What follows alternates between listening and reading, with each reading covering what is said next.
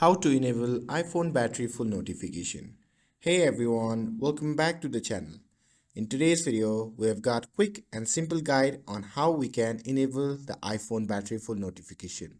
You know that little alert that lets you know when your battery is fully charged, so you can unplug it and avoid overcharging. So without further ado, let's get started.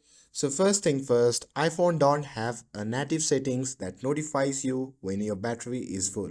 But don't worry, there is a workaround. We are going to use the shortcut app, a powerful tool from Apple that lets you automate tasks like this. Start by opening the shortcut app on your iPhone.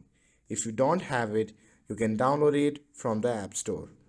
Once you are in the shortcut app, tap on Automation tab at the bottom and then tap on New Automation to create a new automation. And a menu will pop up. In that menu, simply scroll down and select battery level.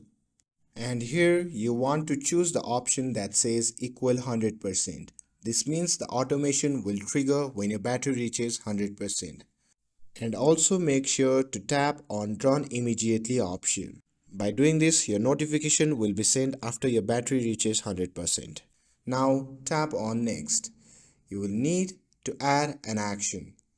Type Show Notification in the search bar at the top and select the Show Notification action. This will let your iPhone send a notification when the battery is full. In Show Notification action, you can type whatever message you want to see when the battery reaches 100%.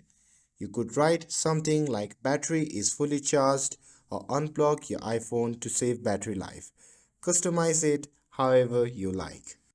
And once you are done, simply tap on Done to finish. And that's it. Now every time your iPhone reaches 100% battery, you will get a notification to unplug it. It's a simple way to protect your battery health and avoid overcharging. And that's it for the video. I hope you found this video helpful. If you found this video helpful, don't forget to like, share and subscribe to get updated for more videos. Thanks for watching and I'll see you in the next video.